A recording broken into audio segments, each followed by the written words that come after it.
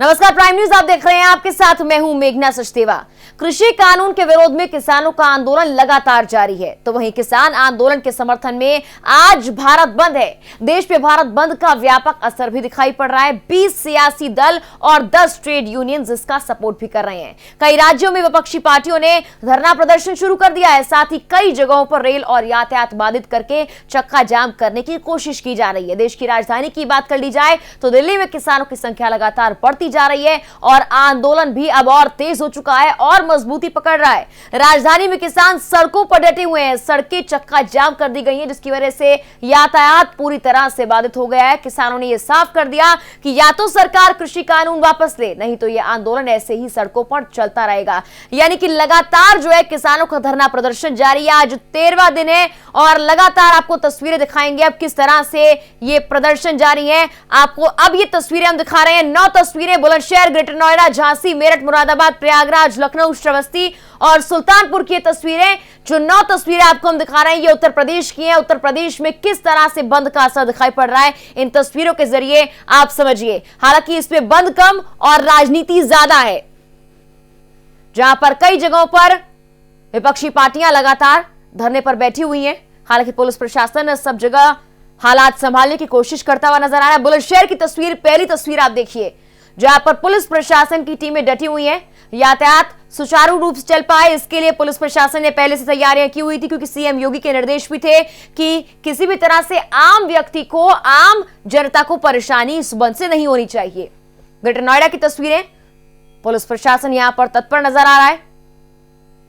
झांसी में हालांकि हालात सामान्य लग रहे हैं। झांसी में नजर जो आ रहा है तस्वीरों में वो ये है कि हालात सामान्य है। लोग सड़कों पर निकले हुए हैं, सब्जी फल बेच जा रहे हैं बाजार में। यहां पर तस्वीरें सामान्य आ रही है। मेरठ की बात की जाए, यहां पर भी मंडियां खुली हुई नजर आ रही हैं। मुरादाबाद में देखिए थोड़ा सा असर जरूर नजर आ रहा है। इस तस्वीर में ये देख सकते हैं किस तरह से दुकानें यहां पर बंद है, यानी कि आम जनता प्रभावित होती हुई नजर आ रही है इस पद से। प्रयागराज की तस्वीरें, जहां पर पुलिस प्रशासन पूरी तरह से मुस्तैद है, ट्रेनों को रोका गया है।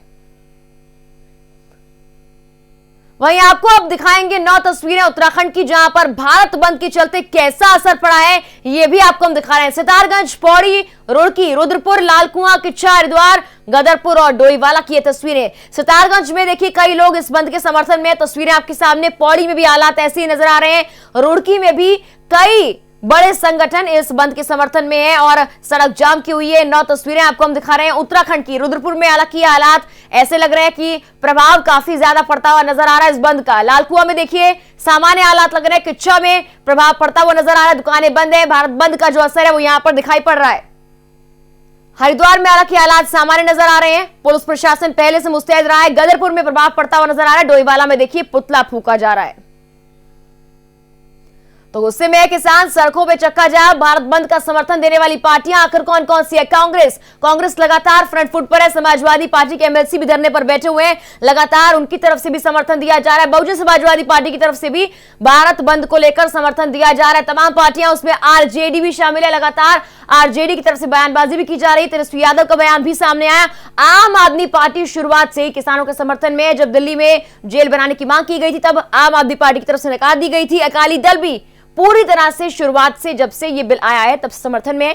एनसीपी भी समर्थन में है और किसानों के भारत बंद को लेकर अलग अलग राज्यों में सुरक्षा बढ़ा दी गई है। ये अपडेट आपको हम दे रहे हैं। प्रयागराज में समाजवादी पार्टी के कार्यकर्ताओं ने ट्रेन को रोक दिया है, यानी कि परेशानियां बढ़ा दी है। समाजवादी पार्टी कार्यकर्ताओं ने बुंदेलखंड एक्सप्रेस ट्रेन को रोक दिया है। भारत बंद को लेकर अपडेट, गाजीपुर बॉर्डर पर चक्का जाम किया हुआ है। दिल्ली मेरठ एक्सप्रेस वे पर किसानों का प्रदर्शन लगातार जारी है। कई जगहों पर चक्का जाम किया है। तस्वीरें भी आपको दिखा रहे हैं। दरभंगा में आरजेडी ने टायर फूंक दिया है। आम आदमी पार्टी का यह आरोप भी है कि सीएम केजरीवाल नजरबंद किए गए हैं।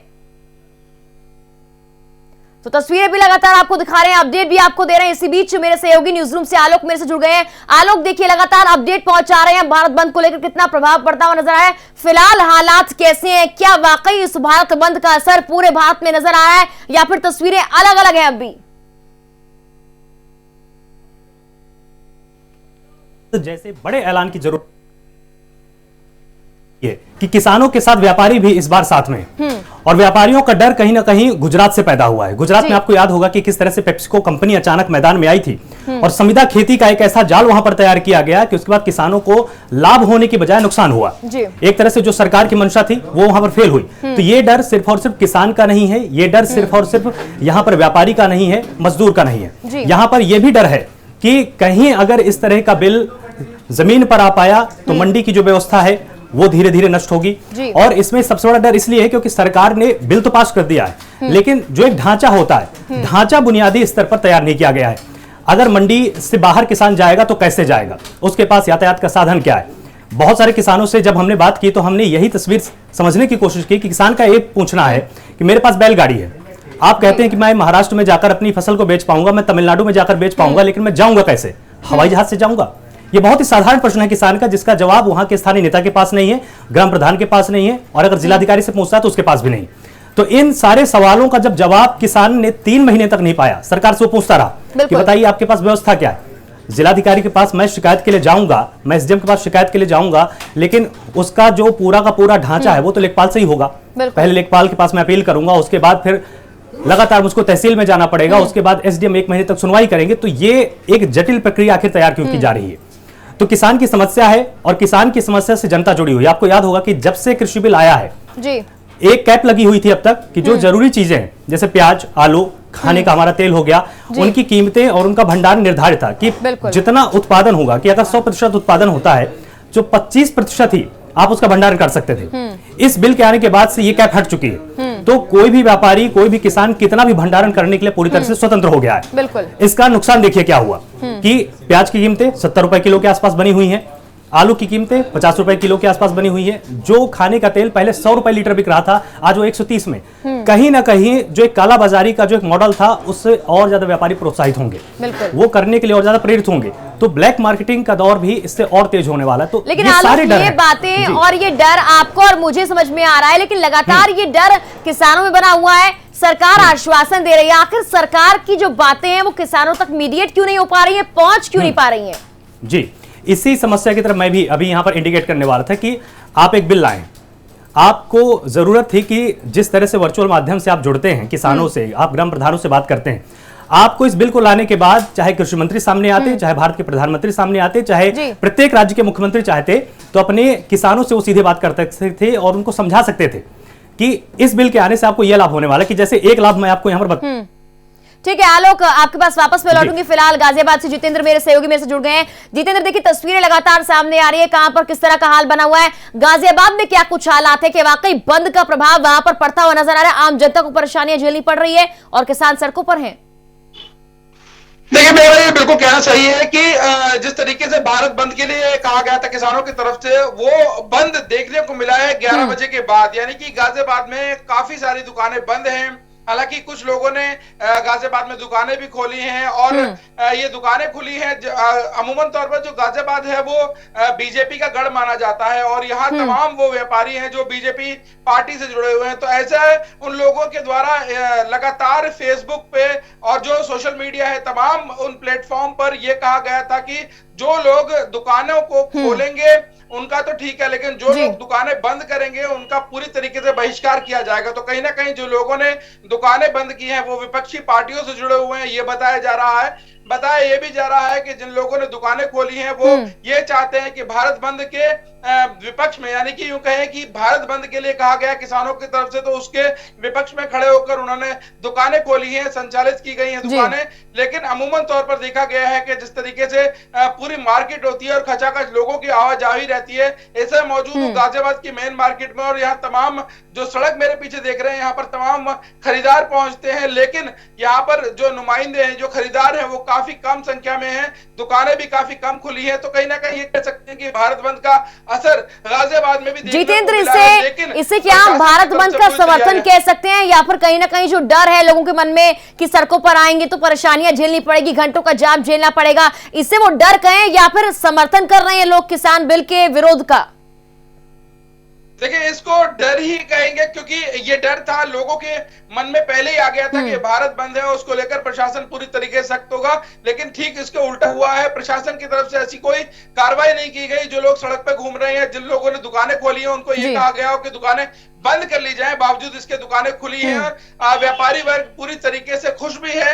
भारत बंद का पूरी तरीके से उन्होंने विरोध किया है और भारत पूरी तरीके से यूं मान सकते हैं कि जो लोग खोलना चाहते हैं वो पूरी तरीके से दुकान खोल रहे हैं। जो लोग खरीदारी करना आना चाहते हैं वो खरीदारी कर सकते हैं। लेकिन जो स्पेशल सर्विसेज होती है, यानी कि एम्बुलेंस और जो अस्पताल, जो क्लिनिक है, वो पूरी तरीके से खुले हैं। उनमें कहीं कोई गुंजाइश नहीं है कि कोई क्लिनिक बंद हो या कोई अस्पताल बंद हो। ऐसे में जो भारत बंद के विरोध में तमाम जो लोग इकट्ठा हुए थे, जिन्होंने फेसबुक और तमाम सोशल मीडिया के प्लेटफॉर्म पे खड़े होकर ये कहा था कि भारत बंद का वो विरोध करते हैं। किसानों के द्वारा भारत बंद के लिए सोशल मीडिया पर तमाम बार कहा गया था कि वो भारत बंद का आह्वान कर रहे हैं और तमाम जो लोग हैं उनके साथ जुटे। लेकिन जो विपक्षी पार्टियां हैं वही खड़ी हुई हैं लोगों के साथ में, किसानों के साथ में। बाकी सब लोगों ने दुकानें भी खोली हैं। जितेंद्र, एक और बड़ी बात यहाँ पर ये कि लगातार देश के अन्नदाता कह रहे हैं कि सरकार से बातचीत वो करना नहीं चाहते हैं, अब हाँ या ना में जवाब लेना चाहते हैं। लेकिन एक और दौर की बातचीत कल यानी कि 9 दिसंबर को होने वाली है। लेकिन अब ये कहा जा रहा है कि 9 दिसंबर को जब बातचीत होने वाली है उससे पहले 8 दिसंबर को आखिर भारत बंद करने का औचित्य क्या है। हालांकि किसानों की अपनी मांगे, जिसमें से कई मांगे काफी ज्यादा जायज हैं, लेकिन इस बीच जिस तरह से विपक्षी दल सड़कों पर निकल कर आ रहे हैं, लोग समर्थन नहीं कर रहे हैं भारत बंद का, लेकिन फिर भी उतर कर आ रहे हैं, राजनीति की बू आ रही है। देखिए, ये कहना बिल्कुल ठीक होगा कि राजनीतिक बू आ रही है। ये वो लोग हैं जो विपक्षी लोग हैं। बीजेपी की सरकार केंद्र में है और इसको लेकर जो विपक्षी पार्टियां पूरी तरीके से सक्रिय हो गई हैं और कहीं ना कहीं किसान नेताओं का साथ भी दे रही हैं। बिल्कुल। हम बात कर रहे हैं भीम आर्मी की, तो भीम आर्मी के जो चंद्रशेखर रावण हैं, उनके तमाम लोग गाजियाबाद पहुंचे हैं और उनको फिलहाल नजरबंद कर दिया गया है। एक ग्राउंड में उन सभी को रखा गया है, फिलहाल उन सभी को नजरबंद किया गया है। भीम आर्मी के चंद्रशेखर रावण जो है उनको भी बंद किया गया है। तो ऐसे में कहीं ना कहीं प्रशासन पूरी तरीके से तैयार था कि कहीं कोई बवाल ना हो जाए। और जो व्यापारी हैं वो खुश है, क्योंकि मार्केट जिन्होंने खोली है वो अपनी दुकानदारी में लगे हुए हैं और जिन्होंने दुकानें बंद की है उनको ये आह्वान किया गया। बिल्कुल जितेंद्र, अलग अलग तस्वीरें सामने आ रही है। धन्यवाद फिलहाल पूरी जानकारी अब तक पहुंचाने के लिए। ग्रेटर नोएडा से मेरे सहयोगी नरेंद्र मेरे साथ जुड़ गए हैं। नरेंद्र, अलग अलग तस्वीरें अलग अलग जगहों से सामने आ रही है। फिलहाल ग्रेटर नोएडा में ग्राउंड जीरो पर आप मौजूद हैं, हालात कैसे हैं? क्या भारत बंद का प्रभाव पड़ता हुआ नजर आ रहा है?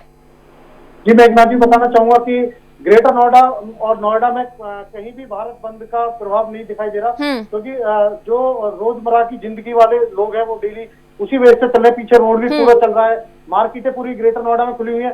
जो किसान जो आंदोलन कर रहे थे उनको ईस्टर्न पेरिफेरल हाईवे पे यहाँ पे दिखाई दे रहा है, जो असर जो दिखाई दे रहा है थोड़ा बहुत, वो ईस्टर्न पेरिफेरल हाईवे पे दिखाई दे रहा है। जो किसान यूनियन के नेता थे उन्होंने वहां पे ईस्टर्न पेरिफेरल हाईवे पे धरना दे दिया है और वो वहीं पे बैठ चुके हैं।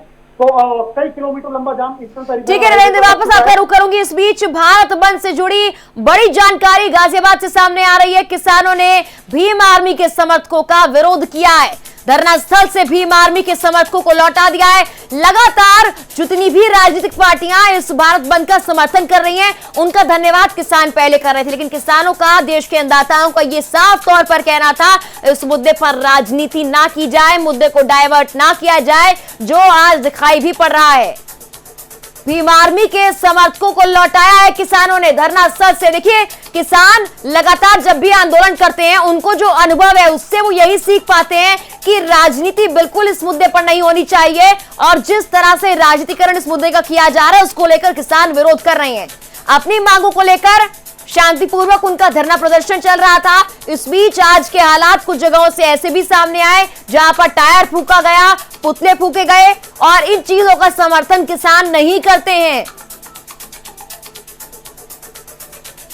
गाजियाबाद से मेरे सहयोगी जितेंद्र जुड़ गए। जितेंद्र, देखिए, लगातार की जानकारी सामने आ रही है कि कई राजनीतिक पार्टियां किसानों का समर्थन कर रही है, लेकिन भीम आर्मी के जो समर्थक किसानों के पास आए या फिर धरना स्थल पर आए उन्हें लौटा दिया गया है। क्या कुछ अपडेट है? देखिए, भीम आर्मी के तमाम कार्यकर्ता गाजियाबाद में धरना स्थल पर पहुंचने की कवायद में थे कि सुबह सुबह वो तमाम भीड़ के साथ में पहुंचे थे, लेकिन गाजियाबाद में एक जगह पर उनको रोका गया था। अब बात कर लेते हैं किसान नेताओं की। तो किसान नेताओं ने पूरी तरीके से विरोध किया भीम आर्मी पार्टी का, और जो तमाम कार्यकर्ता थे कहीं ना कहीं कोई ज्वलनशील मुद्दा ना खड़ा हो जाए और ये जो बवाल है, जो प्रदर्शन है, वो बवाल में तब्दील ना हो जाए। इसी को लेकर भीम आर्मी को पूरी तरीके से उन्होंने विरोध किया। किसान नेता मौके पर मौजूद है, राकेश टिकैत मौके पर मौजूद है और उनके द्वारा ये कहा गया है कि हम पूरी तरीके से भीम आर्मी का विरोध कर रहे हैं, हमें किसी तरीके की कोई पार्टी का समर्थन नहीं चाहिए, वो शांतिपूर्वक अपना प्रदर्शन करना चाहते हैं। फिलहाल वो अगर कोई पार्टी जुड़ती है और उसके द्वारा किसानों को भड़काया जाता है तो एक बड़ा जो बवाल है वो उत्पन्न हो सकता है। तो इसी को लेकर खास जो किसान नेता है वो खासा नाराज थे, क्योंकि भीम आर्मी के पार्टी है जो तमाम कार्यकर्ता थे वो उग्र होने की तैयारी में थे और उनको अभी फिलहाल रोक लिया गया है। कहीं ना कहीं उनको पूरी तरीके से नजरबंद कर दिया गया है। धरना प्रदर्शन की अगर बात की जाए, धरना प्रदर्शन पर कुछ भीम आर्मी के कार्यकर्ता पहुंचे थे और उनको वहां से ही किसान नेताओं ने हटाया है। जी जितेंद्र, अगर देखा जाए जिस तरह से अभी भीम आर्मी के समर्थकों को लौटाया गया है, उससे पहले भी किसान ये साफ तौर पर कह चुके हैं कि कोई भी राजनीतिक पार्टी हमारा समर्थन कर रही है उनका धन्यवाद, लेकिन राजनीति ना करे। लेकिन लगातार राजनीति होती हुई नजर आ रही है, क्योंकि सड़कों से कई जगहों से ऐसी तस्वीरें भी सामने आई है जहां पर टायर फूके जा रहे हैं, जहां पर पुतले फूके जा रहे हैं।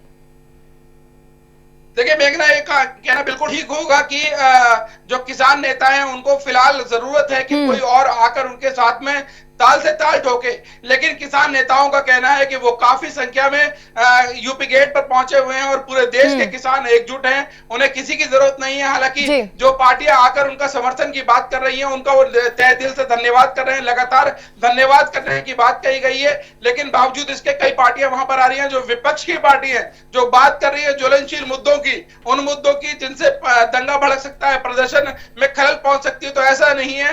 जो किसान नेता है उनका लगातार ये कहना है कि हमारा प्रदर्शन जारी है और ये प्रदर्शन शांतिपूर्वक प्रदर्शन है। कहीं ना कहीं जो भीम आर्मी के समर्थक है जिन्हें लौटाया गया है, उनकी फिलहाल क्या कुछ प्रतिक्रिया सामने आ रही? क्या वो अड़े हुए हैं या फिर किसानों के कहने पर शांतिपूर्वक वहां से चले गए हैं? देखिए, किसानों के द्वारा उनको ये कहा गया है कि आप यहाँ चले जाइए, कोई भी ऐसा ज्वलनशील मुद्दा उनके द्वारा नहीं रखा जाएगा। अगर वो समर्थन देना चाहते हैं तो उनका धन्यवाद है, लेकिन वो यहाँ से चले जाए। और जो कार्यकर्ता पहुंचे थे वहां पर प्रदर्शनकारियों के साथ में, जो किसान नेता है उनको समर्थन करने के लिए उनको फिलहाल एक जगह पर रखा गया है। एक ग्राउंड है बड़ा गाजियाबाद में, वहीं पर उन सभी को नजरबंद कर दिया है। फिलहाल जो है स्थिति सामान्य बनी हुई है, प्रशासन ने पूरी बिल्कुल जितेंद्र, आप नजर बनाए रहिए, आपसे जानकारी हम लेते रहेंगे। गाजीपुर से मेरे सहयोगी फिलहाल यश मेरे साथ जुड़ गए हैं। यश, ग्राउंड जीरो पर आप भी मौजूद हैं, तस्वीरें कैसी नजर आ रही है? किसानों का आज के भारत बंद को लेकर क्या कुछ कहना है? जी बिल्कुल मेघना, मैं आपको बता दें कि इस वक्त हम मौजूद है गाजीपुर बॉर्डर पर, जहां पर साफ असर देखा जा सकता है भारत बंद को लेकर। क्योंकि देखिए NH-24 जो है वो दिल्ली से मेरठ को जोड़ता है, यानी नेशनल हाईवे है, और इसी के चलते जो किसान। ठीक है यश, वापस आपका रुख करेंगे। एक बड़ी जानकारी सामने आ रही है किसान आंदोलन को लेकर। हरियाणा के सीएम ने कृषि मंत्री से मुलाकात की है। सीएम मनोहर लाल खट्टर ने कृषि मंत्री से मुलाकात की है, कृषि कानून के मसले पर मुलाकात की है। मुलाकातों का यह सिलसिला अब लगातार जारी है। इससे पहले किसानों के बीच और सरकार के नुमाइंदों के बीच मुलाकात हुई, लेकिन अब लगातार ये मुलाकातें चल रही हैं और जरूरत भी है इसकी। जाहिर तौर पर जिस तरह से आज भारत बंद किया गया, उसके बाद सरकार को अब सोचना ही पड़ेगा कि आखिर इस मसले का हल कैसे निकाला जाए। कल अगले दौर की बातचीत होनी है। इसी बीच ये बड़ी जानकारी किसान आंदोलन को लेकर सीएम मनोहर लाल खट्टर ने कृषि मंत्री से मुलाकात की है। नरेंद्र तोमर से उनकी ये मुलाकात। न्यूज रूम से मेरे सहयोगी आलोक जुड़ गए हैं, आलोक से और जानकारी लेते हैं। आलोक, देखिए कृषि मंत्री से अब मुलाकात की जा रही है और हरियाणा के सीएम ने ये मुलाकात की है। इस मुलाकात के मायने क्या कुछ हो सकते हैं इस किसान आंदोलन के बीच? जी, इस पूरी की पूरी लगातार पंजाब और हरियाणा की जो सीमाएं हैं वो आपस में जुड़ी हुई हैं और मनोहर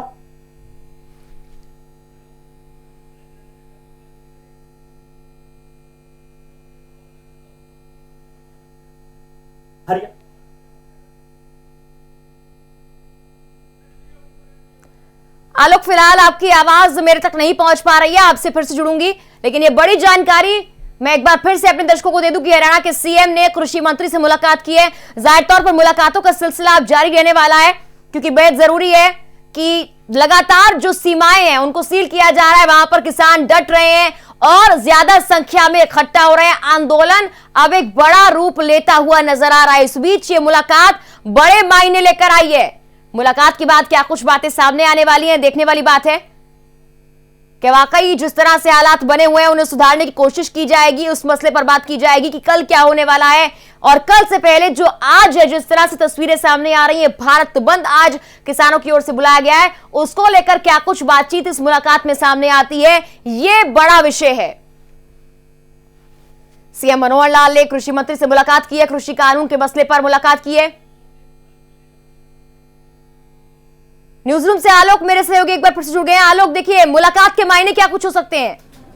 जी, अगर हम इस पूरी की पूरी मुलाकात की बात करें तो इसमें पंजाब और हरियाणा की सीमाएं आपस में जुड़ी हुई हैं, और लगातार मनोहर लाल के जो मुख्य सचिव हैं अभिमन्यु सिंह, उन्होंने एक दिन 7 ट्वीट किए थे। 7 ट्वीट में उन्होंने जानकारी दी थी कि 13 बार हरियाणा के मुख्यमंत्री ने पंजाब के मुख्यमंत्री से बात करने की कोशिश की थी इसी पूरे प्रदर्शन को लेकर, आंदोलन को लेकर, लेकिन पंजाब के मुख्यमंत्री की तरफ से लगातार ये प्रतिक्रिया सामने आई कि अभी मौजूद नहीं है, मौजूद है। सिसवा के फार्म में यहां से फोन होता है तो बोलते हैं कि अभी यहां पर नहीं, अभी वो मीटिंग में। तो लगातार पहले संवाद करने की उन्होंने कोशिश की है पंजाब के मुख्यमंत्री से, लेकिन जब वहां से प्रतिक्रिया सामने नहीं आई, क्योंकि इस आंदोलन की शुरुआत, इसकी पृष्ठभूमि पंजाब से जुड़ी हुई है, तो अब कृषि मंत्री से मुलाकात करके वो आगे की रणनीति पर चर्चा करेंगे, और ये पूरा का पूरा मंथन होने वाला है जो केंद्रीय कृषि मंत्री हैं और पंजाब और जो हरियाणा के मुख्यमंत्री उनके बीच में, कि किस तरह से किसानों को हम समझाएं कि इस बिल से उनका फायदा होने वाला। क्योंकि देखिए, बैकफुट में तो सरकार नहीं आ सकती है, इसका नुकसान होगा। आगे 2022 में चुनाव है और इसका बड़ा सियासी फायदा फिर विपक्षी दल को मिल जाए, तो सरकार बैकफुट में आने की तो बिल्कुल भी कोशिश नहीं करेगी, बिल को वापस लेगी नहीं, क्योंकि इसमें एक ही रास्ता है सरकार के पास कि वो पहले तो किसानों को समझा ले, और अगर समझाने में नाकामयाब होती है तो वो कुछ ऐसे प्रावधान लिखित रूप से किसानों के पक्ष में जोड़ दे जिससे कि किसानों का यह आंदोलन शांत हो जाए। आलोक, 8 तारीख को यानी कि आज भारत बंद है, इससे पहले जो 5वें दौर की बातचीत हुई उसमें भी कोशिश यही की गई कि कुछ प्रावधान ऐसे लाए जाए, प्रधानमंत्री ने खुद कमान संभाली थी, कहा था कि उन्हें चिंता है किसानों की। उसके बाद मीटिंग से बहुत उम्मीदें की गई, किसानों ने भी कहा कि कहा गया है हमसे लिखित में प्रावधान हमें दिए जाएंगे या फिर संशोधन दिए जाएंगे, लेकिन अब किसान एक ही बात पर रहे हैं कि आप कृषि कानून वापस लेंगे, हाँ या ना में हमें जवाब दीजिए, हमें चर्चा नहीं चाहिए। बहुत मुश्किल से शायद कल की जो वार्ता है उसके बारे में बातचीत की गई है, वार्ता की जाएगी, लेकिन आज के हालात से आपको क्या लगता है कि वाकई जो सुझाव दिए जा रहे हैं, सलाह मशवरा किया जा रहा है, मुलाकातें की जा रही हैं, उसका परिणाम कल निकल पाएगा? क्योंकि अब तक 5 दौर की बैठक में तो नहीं निकला है।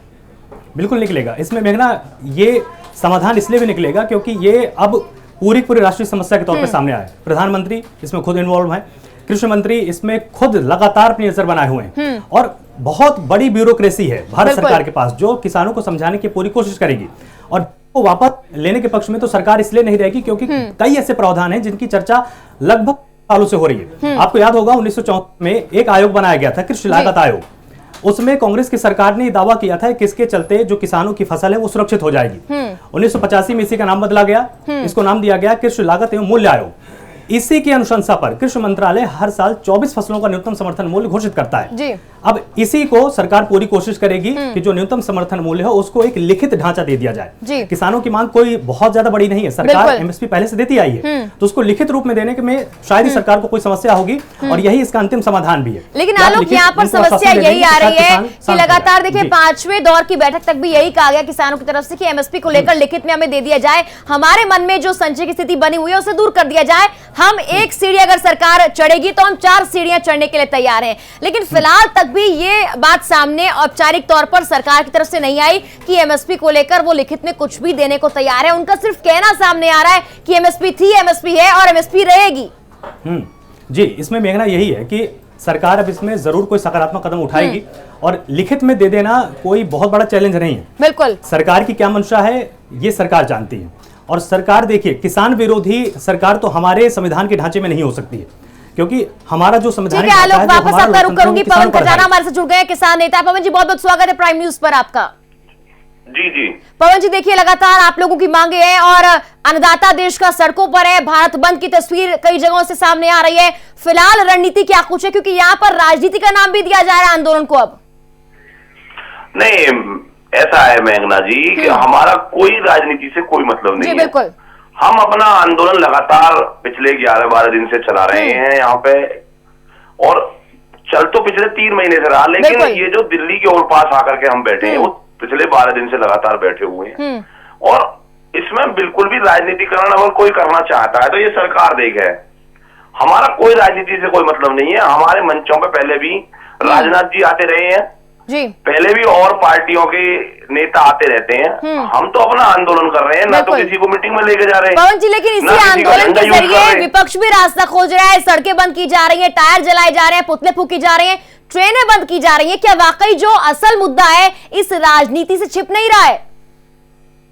नहीं, देश में 70% किसान है और उसकी आज दुर्दशा का कारण ये सरकार और विपक्ष दोनों हैं। जाहिर तौर पर हम ये नहीं कह रहे हैं कि इसमें सरकार का ही दोष है, दोनों तरीका से सरकार और विपक्ष दोनों दोषी हैं। आज जो सरकार में बैठे हैं वो आज से पहले विपक्ष में थे जी। आज जो विपक्ष में है वो आज से पहले सरकार में थे। अगर वो अपनी गलतियों को अगर नहीं सुधारते हैं तो वो कल को विपक्ष में होंगे जी। आज जो विपक्ष में बैठे हैं उनको ये दिख रहा है कि हमें किसान पर बोलना चाहिए, आज से पहले वो किसान को ध्यान नहीं रखते थे। तो हमारा ये है मुद्दा कि हम किसी से मना नहीं कर सकते भाई आप यहाँ मत आइए, उनको ना हम किसी को बैरिकेडिंग करेंगे। सरकार है, रोके, सरकार ना जाने दे किसी राजनीतिक पार्टी को, हमें कोई किसी को निमंत्रण तो दिया नहीं है कि जी आप हमारे संगठन में आइए, आप हमें धरना प्रदर्शन कीजिए, आप हमारे लिए आंदोलन कीजिए। अरे यही हमें यूज करते हैं, यही हमारे पक्ष लेकर के हमको आंदोलन कराते हैं अपने कार्य कराने के लिए। हमारे आंदोलन में ये क्या तरीक होंगे? इनकी जो भी रैलियां होती है वो किसान के पल पे होती हैं। बिल्कुल। इन पर क्या इनके घर थोड़ी बनते हैं लोग, ये तो किसान के घर से निकलता है, जवान और किसान दोनों। ठीक है पवन जी, तो 5वें दौर तक की बातचीत में एमएसपी को लेकर यह तमाम मांगे जो आपकी 10 पन्नों की रही है उन पर सहमति नहीं बन पाई है। ये कहना सामने आ रहा था मीटिंग के बाद 5 दिसंबर के बाद कि हाँ या ना में जवाब चाहता है किसान। कल की वार्ता से क्या कुछ उम्मीदें हैं? नहीं, हम तो सरकार से देखो पिछले दिनों से ही डिमांड कर रहे हैं और भगवान से प्रार्थना करेंगे कि सरकार को सद्बुद्धि दे।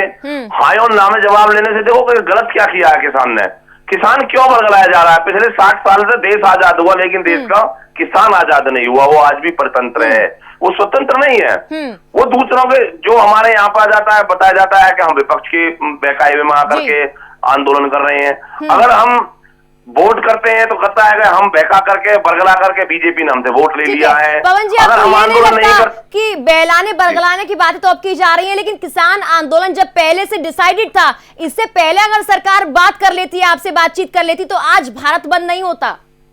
ये बात अगर इस बात को मीडिया सब चला है तो मैं उसके लिए धन्यवाद देना चाहता हूँ, आपके चैनल को धन्यवाद देना चाहता हूँ, आपके वक्तव्य को आपके विचार को धन्यवाद देना चाहता हूँ कि अगर सरकार को ये पहले दिख रहा था हम आंदोलन पर हैं तो सरकार इतना समय क्यों दे रही थी विपक्ष को बोलने का और विपक्ष को करने का?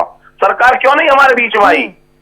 आज भी सरकार क्यों नहीं आना चाहती हमारे बीच में? अगर हम बैठे हुए हैं तो कहीं आए, सरकार दरवाजे खुले हुए हैं, सरकार ही तो समय दे रही है ना। सरकार मीटिंग करती है, फिर खड़े होकर के फोन पर बात करती है, भाई उन किससे बात करती है? जो ऑथराइज्ड लोग हैं उनको मीटिंग में बुला लीजिए।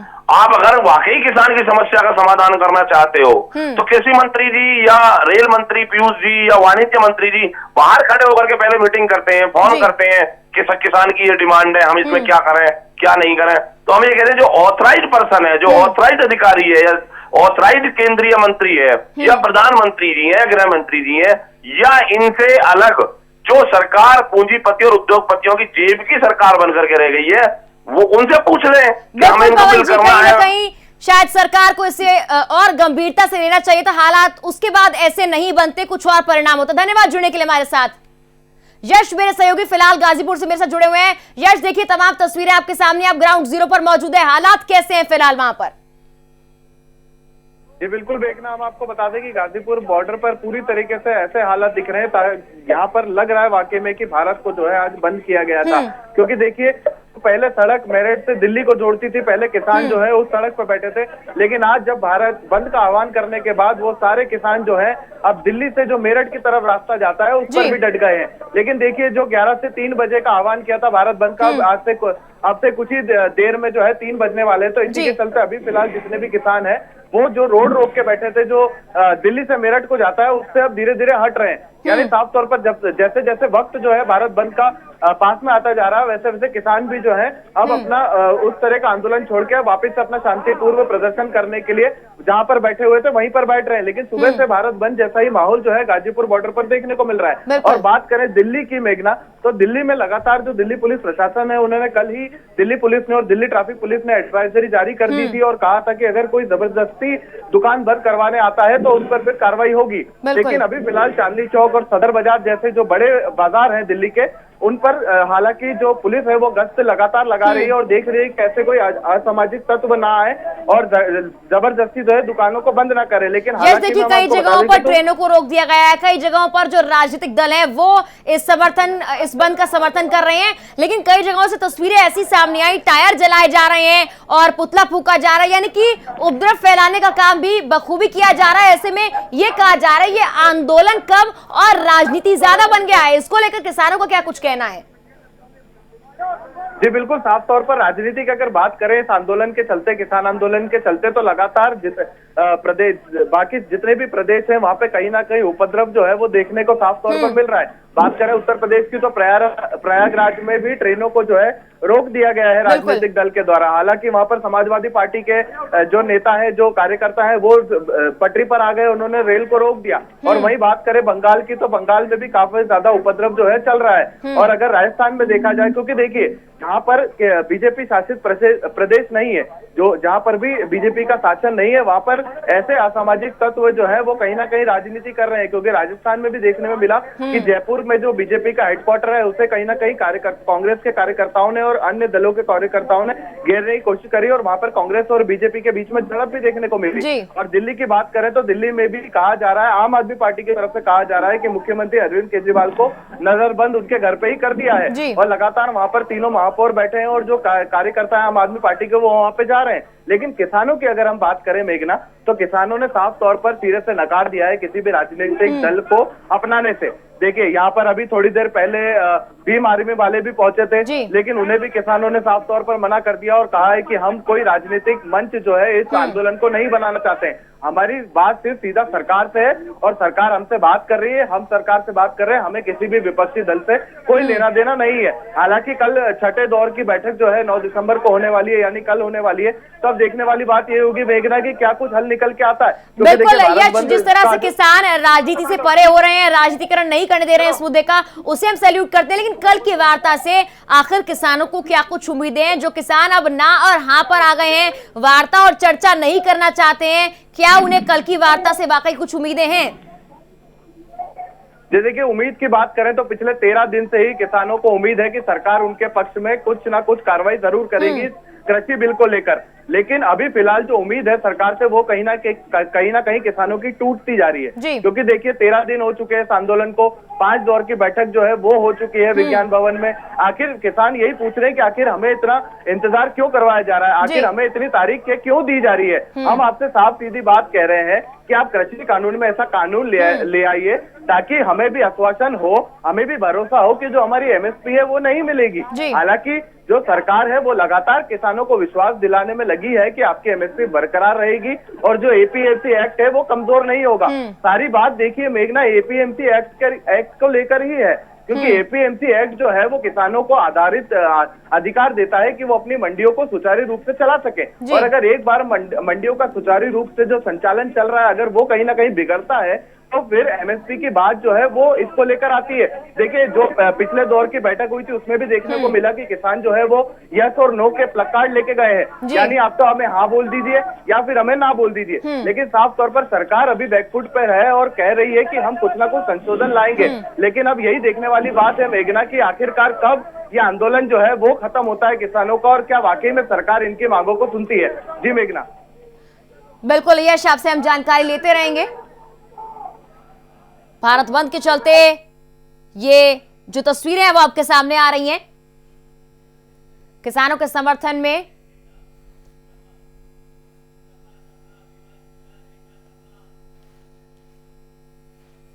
तो गुस्से में किसान और सड़कों पर चक्का जाम लगा दिया है।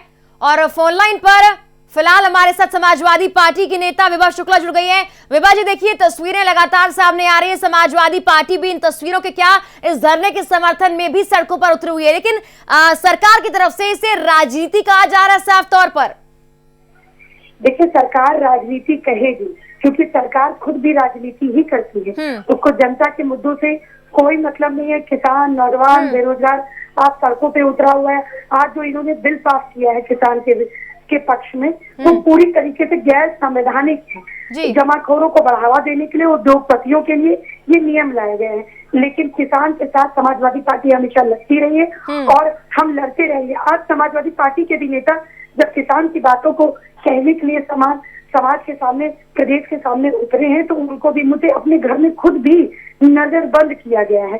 तो ये जो गैर संवैधानिक काम सरकार जो कर रही है, उससे गरीब किसान, नौजवान और मैं कहूँगी समाजवादी पार्टी के नेता माननीय अखिलेश लेकिन विभाग जी, ये तो साफ तौर पर पुलिस प्रशासन की तरफ से, सरकार की तरफ से कह दिया गया है कि किसी को नजरबंद नहीं किया गया है।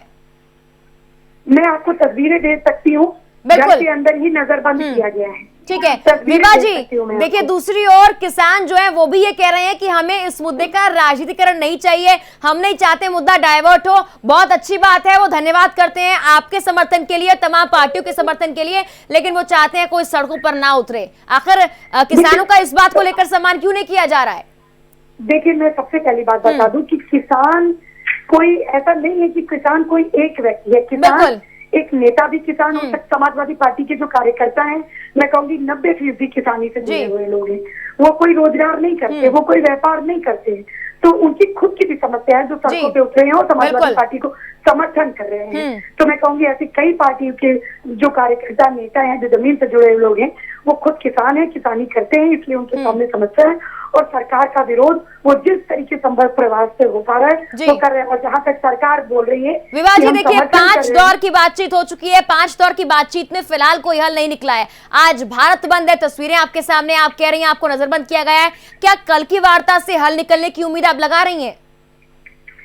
मैं सबसे पहली बात कहूंगी कि ये जो सरकार है, इसने रास्ता कभी ढूंढने की कोशिश ही नहीं की। इसमें बात मैं कहूंगी कि जब इस बिल पर चर्चा होने का विषय था, इसमें बिना चर्चा किए ही इस बिल को क्या कहते हैं गैर संवैधानिक तरीके से पास करवा दे। ये केवल उद्योगपतियों के लिए दमनकारी सरकार है और लाभ पहुंचाने के लिए काम कर रही है। इनको न किसान से सरोकार है, न महिलाओं से, बेरोजगारों से, वृद्धों से, इनको किसी से सरोकार नहीं है। इनको ठीक है विभा जी, आपको रोकना चाहूंगी। बीजेपी की प्रवक्ता हमारे साथ अनीता अग्रवाल भी जुड़ गई हैं। अनीता जी देखिए, साफ तौर पर सपा की तरफ से ये कहा जा रहा है कि कोई कोशिश नहीं की जा रही है सरकार की तरफ से और सरकार रास्ता निकालना ही नहीं चाहती है किसानों को आश्वासित करने के लिए। क्या कुछ कहेंगी इस पर? देखिए मेरी सबसे बड़ी बात यह है कि विपक्ष का काम जो है वो अपना भड़काने का, अराजकता कराने का काम कर रहा है। वो उसको उससे कभी भी कोई सही काम हो तो दिया, गलत हो तो गलत हो रही है। सबसे बड़ी बात यह है कि हमारे यहाँ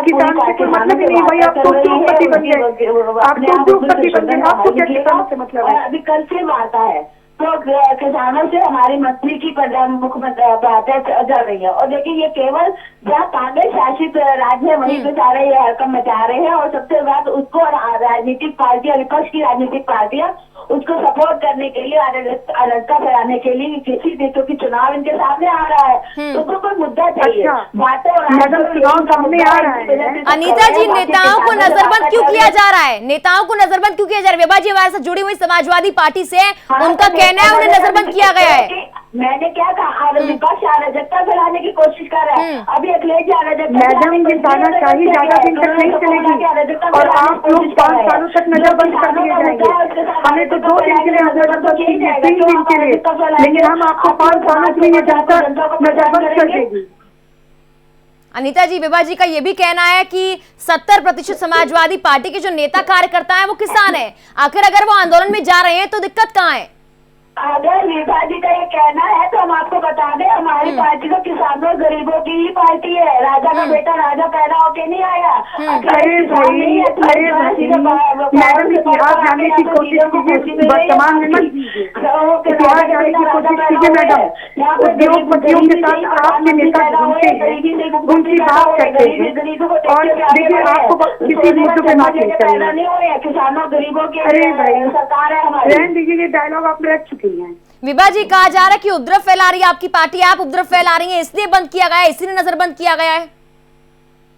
देखिए ये नहीं झूठ साबित हो सकते हैं जब इन्होंने कहा कि किसी भी नेताओं को नजरबंद नहीं किया गया है। समाजवादी पार्टी के सारे दिग्गज नेता, कल आपने माननीय अखिलेश यादव जी का देखा है किस तरीके से पुलिस ने जो है उनको गिरफ्तार कर लिया था। तो मैं कहूंगी कि उत्तर प्रदेश के जो वर्तमान मुख्यमंत्री उनके पर कितने मुकदमे थे जो उन्होंने अपनी सरकार में रहते हुए वापस किए हैं। तो उपद्रव कौन फैलाता है ये सरकार जानती है। उपद्रवी लोग आज जो है सत्ता में है और इसीलिए उसी उपद्रव को फैलाने के लिए वो आज सारे समाजवादी पार्टी के कार्यकर्ताओं को, नेताओं को और जनता को नजरबंद। ठीक है विभा जी, अनीता जी आप एक एक करके अपनी बात रखिए। अनीता जी सवाल आपसे है, अगर पहले किसानों से बातचीत की जाती, जब पहले से डिसाइडेड था धरना प्रदर्शन होना है, भारत बंद होना है, अब तैयारी क्यों की जा रही है, पहले क्यों नहीं की गई? हमारे बराबर किसानों से वार्ता चल रही है, कई समय से वार्ता चल रही है। सबसे बड़ी बात है ये लोकसभा में बिल पास हुआ है, उसमें विपक्ष भी मौजूद था और विपक्ष के सहायता नहीं है कि बिना विपक्ष मौजूद नहीं था। उस समय बात कर सकते थे, कह सकते थे, लोकसभा में सब लोग मौजूद थे। ये किसानों के हित की बात है, किसानों को मजबूत करने की बात है। केवल विपक्ष जो अराजकता फैला रहा है इसी वजह से हो रहता है। किसान को हम मजबूत बनाना नहीं चाहते, तो उन्होंने मजबूत बना रखा। ठीक है विभा जी, सारा ठीकरा विपक्ष पे फोड़ दिया गया है, क्या कुछ कहेंगे इसको लेकर? देखिए आज किसान सड़कों पे है, ये सब ये कभी हिंदू मुसलमान की बात करते हैं, जब किसान आंदोलन कर रहे हैं तो ये समाजवादी पार्टी की बात करते हैं।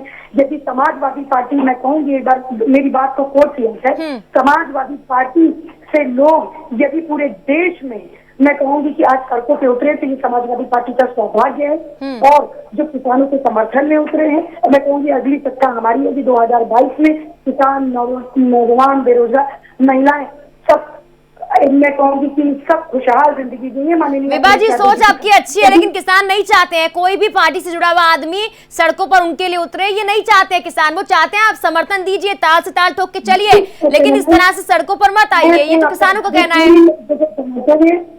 सड़कों पे कोई नहीं है, पूरा जो जहाँ है वो बैलेट पेपर से इनको हिसाब देगा। ठीक है विभा जी, अनीता जी कल की वार्ता के बाद देखने वाली बात होगी आज जो हालात बने, क्या वो सुधरते हैं या फिर नहीं। धन्यवाद आप दोनों का हमारे साथ जुड़ने के लिए। न्यूज रूम से मेरे सहयोगी आलोक मेरे साथ लगातार बने हुए हैं। आलोक, लगातार वार्ता भी आप सुन रहे हैं, किस तरह चर्चा भी हो रही है इस मुद्दे को लेकर, लेकिन एक तरफ से विपक्ष पर ठीकरा फोड़ा जा रहा है और दूसरी ओर से ये कहा जा रहा है कि हमें नजरबंद किया गया है, यानी कि हमें बाहर भी नहीं निकलने दिया जा रहा, प्रदर्शन भी नहीं करने दिया जा रहा, जबकि हमारी पार्टी के आधे कार्यकर्ता किसान है। इसमें सबसे बड़ी बात यही है कि सत्ता पक्ष का लगातार यह दावा है कि जो वो बिल लेके आई है वो पूरी तरह से परफेक्ट है और उससे किसानों को बहुत बड़ा फायदा होने वाला है। लेकिन विपक्ष है कि उसका लगातार ये दावा है किसानों के बीच में पहुंचकर कि इस बिल में कुछ भी ऐसा नहीं है जिससे कि किसान को फायदा होगा, कि मतलब उसमें खामियां ही खामियां हैं। लेकिन किसान, यहां पर सबसे जरूरी है किसान, उसकी बात यहां पर होनी चाहिए।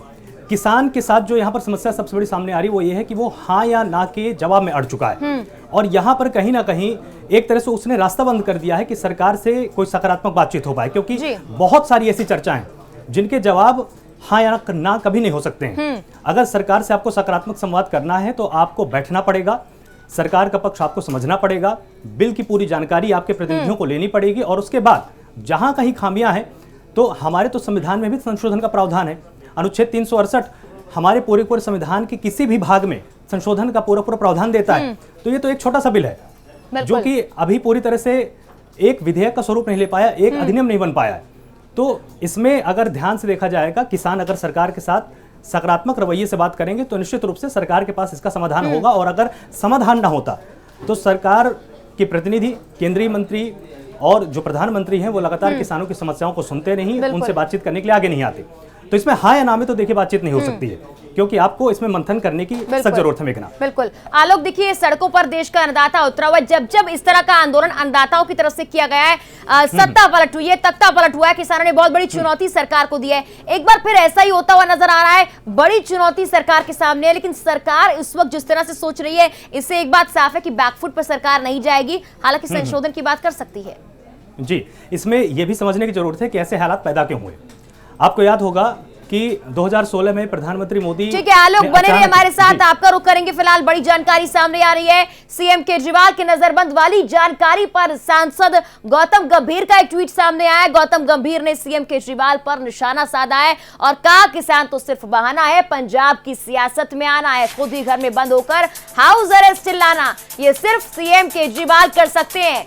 किसान तो सिर्फ बहाना है, पंजाब की सियासत में आना है, ये ट्वीट कर केजरीवाल पर निशाना साधा गया। सीएम केजरीवाल पर गौतम गंभीर का ये निशाना, किसान तो सिर्फ बहाना है, पंजाब की सियासत में आना है, खुद ही घर में बंद होकर हाउस अरेस्ट चिल्लाना है, सिर्फ ये सीएम केजरीवाल कर सकते हैं। सांसद गौतम गंभीर का ये ट्वीट और इस ट्वीट के जरिए सीएम केजरीवाल को निशाने पर लेते हुए गौतम गंभीर खुद ही घर में बंद होकर हाउस अरेस्ट चिल्लाना है, ये सिर्फ अरविंद केजरीवाल कर सकते हैं। ये ट्वीट है सांसद गौतम गंभीर का।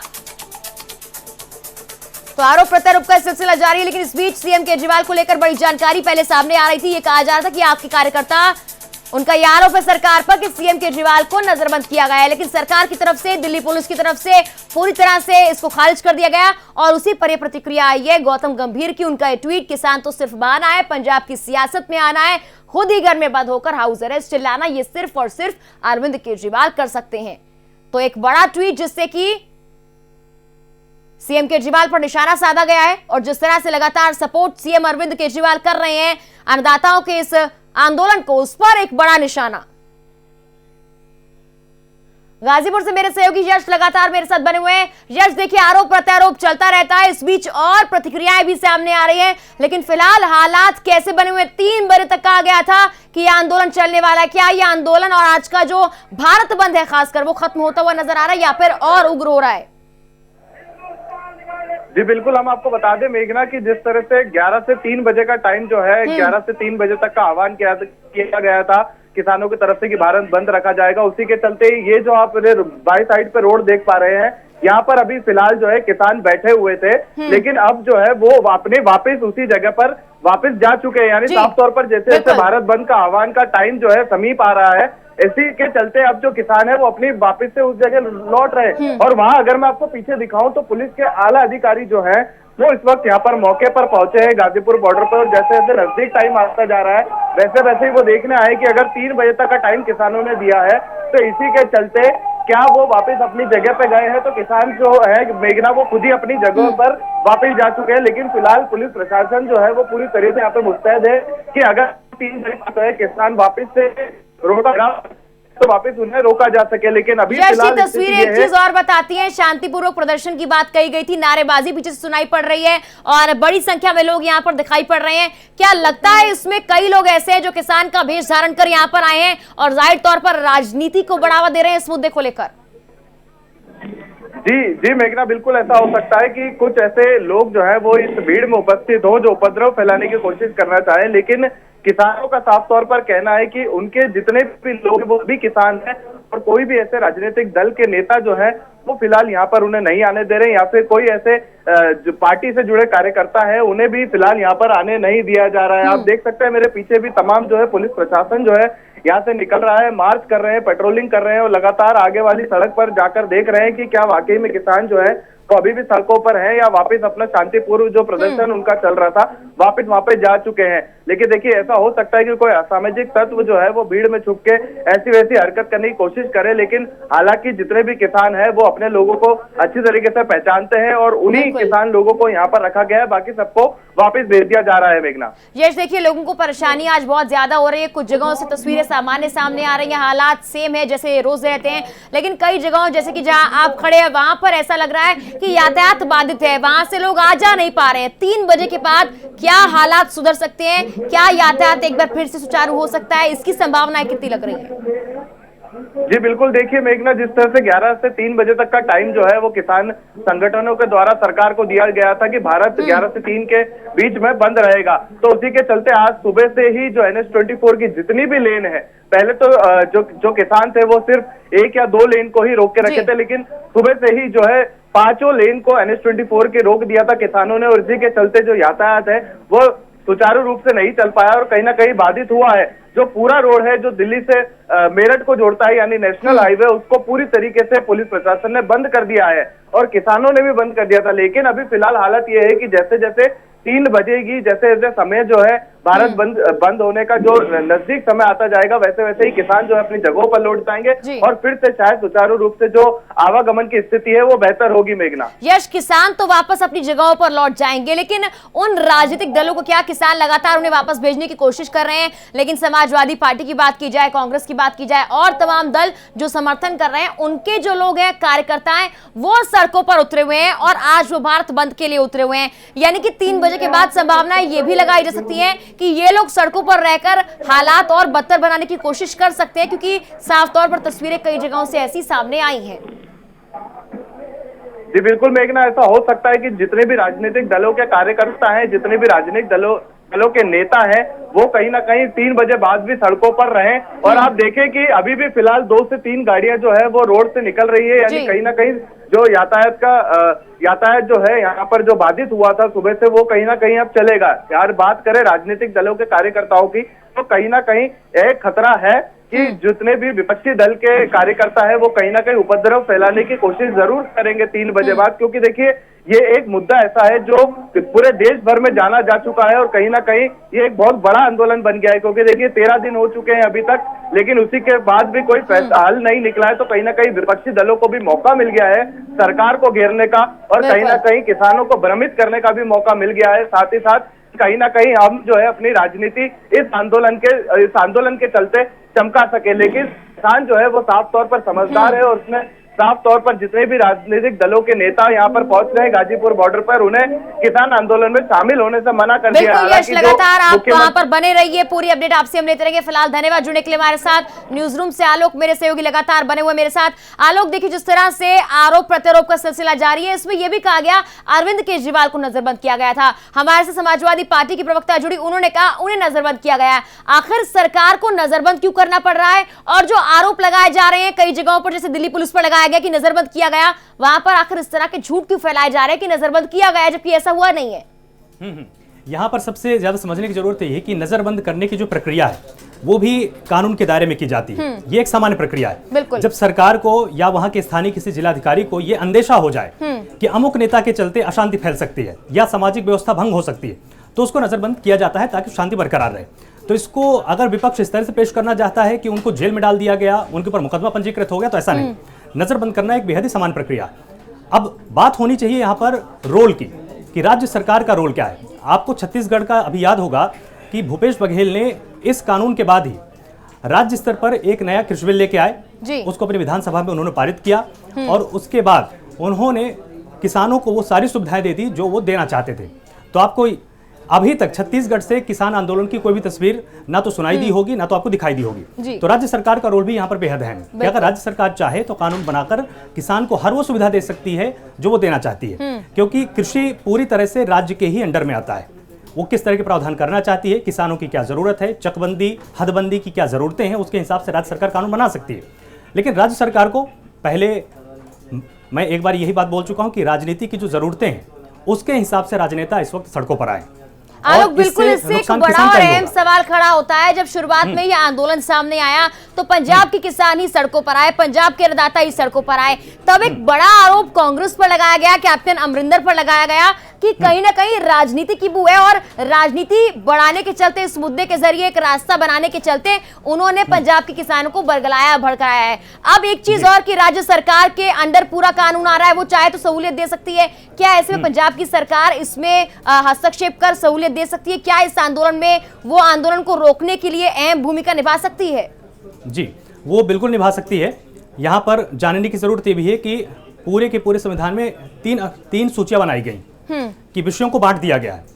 केंद्रीय सूची है, समवर्ती सूची है और राज्य सूची है। कृषि को राज्य सूची में रखा गया है। इससे सुविधा यह होती है कि राज्य सरकार अपने जरूरतों के हिसाब से कानून बना सकती है और उसको चैलेंज जल्दी से न्यायालय में नहीं किया जाता। जब बहुत ज्यादा विपरीत हालात हो जाए तो उसको सुप्रीम कोर्ट में चैलेंज किया जा सकता है। लेकिन कृषि संबंधित मामलों में अगर राज्य सरकार चाहे तो वो तमाम सुविधाएं दे सकती है। पंजाब की सरकार चाहती तो इसमें सुविधाएं जोड़ सकती थी, लेकिन राजनीतिक कुछ जरूरतें हैं पंजाब सरकार की जो शायद किसान को भड़काया गया। और यहाँ पर एक बात ये भी ध्यान देने की जरूरत है कि जो उत्तर प्रदेश का किसान है, बिहार का किसान है, राजस्थान का किसान है, दिल्ली का किसान है, उसकी तुलना पंजाब के किसान से नहीं हो सकती है। पंजाब में बहुत ही संपन्न किसान है। अगर आप देखेंगे तो बड़े बड़े फार्म्स हैं, उनके पास ट्रैक्टर हैं, बोरवेल हैं, तमाम सुविधाएं हैं।